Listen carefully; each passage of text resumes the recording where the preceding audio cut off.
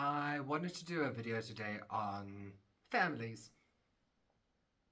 Families and the titles that we give them, and whether those titles deserve the sacrifices, the compromise, the airtime that we give them.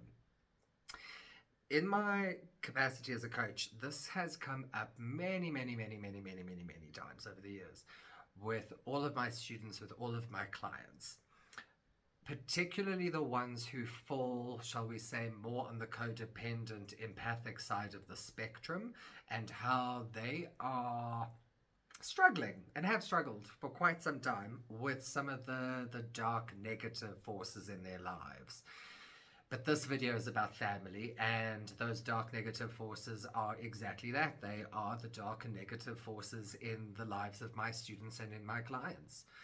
I myself have lived through this, so I know exactly how hard this is. I myself, as a young child, found myself trying to alter myself or posture myself or present myself to those family members in a particular way to try and gain some sort of affection or care back. Of course, that is a childlike view of the world, isn't it? If I give them the same sort of care and affection, then in my fantasy, they will give it back to me. But life teaches us that no, that is not actually what ends up happening. And one of the big reasons I'm doing this video is I hope that this is helpful to someone out there. But you do not have to tolerate negative, toxic, and abusive behavior because of a title that somebody has in your life. Words like father, mother, brother, sibling, uncle, it doesn't matter. These are just words. And far too often as human beings, we put so much emphasis on these labels that I think we end up interacting with the idea of the description in a person rather than the actual person you're dealing with. And I've had to work with many people over the years where we've had to process a lot of negative emotion, a lot of trauma, actually, because of these toxic relationships that people hold in their lives. A toxic person, an abusive person, whether you're related to them or not, are not going to show up in your life and go, hey, I'm abusive and I have no intention of giving anything back to you.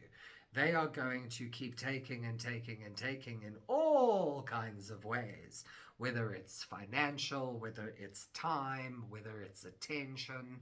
Doesn't really matter. We end up supporting the people in our lives that we should not be supporting in many different ways. And this has been coming up constantly throughout the last number of months. And it feels to me, and perhaps I'm wrong, but it feels to me as if because we are living in a very unusual time as human beings, our socio-political climate has never really been this bizarre, this estranged, this up in the air. I know, a lot of people don't want to talk about it.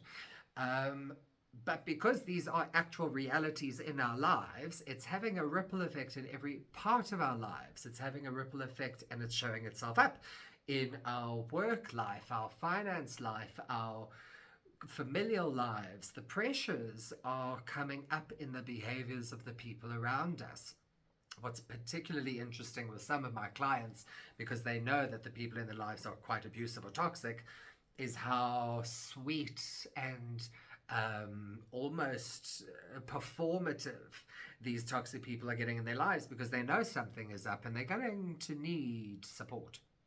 Anyway, in this video, what I really wanted you to understand is the danger of putting too much gravitas, too much weight, too much importance, too much of your heart, too much of your faith, too much of your hope in these words called brother, lover, sibling, who cares?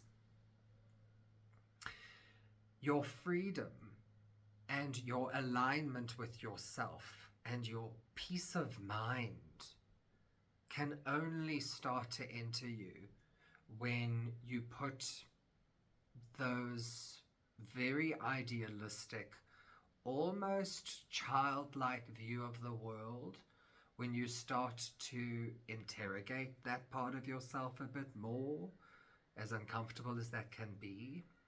But no one said that healing was comfortable. Nobody said that confidence was going to come at us via non-confronting of ourselves. You don't have to believe in a label to know your own value. If you really, really want to know where you stand in a person's life, look at their behavior, please. Please look at that, because that's going to tell you where you matter. People are very, very good at lip service, but to be present, to be participative, to be empathic and compassionate, and I don't mean a handful of times, I mean consistently over a period of time. To be that is what you want to look for in the world. If anybody should upset you, it's the people who are actually doing something for you in your life, not the people who are too busy trying to steal your life force away from you, because God bless them, God help them, they have very little life force of their own to draw from. That's why they are psychically, spiritually, emotionally, physically attacking you, because you offer something, or you represent something, or you embody something which they cannot be, and they know it. And there is a part of them driven by what's often referred to as pathological envy and pathological rage. Quite a scary thing when you realize that mommy or daddy might not really be mommy or daddy, but they might be mommy or daddy in a biological format only, because that's how we make children. But they are not mommy or daddy in function, not in belief, not in practice, not in value.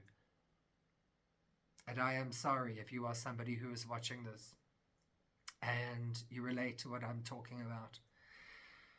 But it is important that you start the work of practicing your own self-esteem, practicing laying down of your own boundaries, and starting to get realistic about what people can and cannot be to you.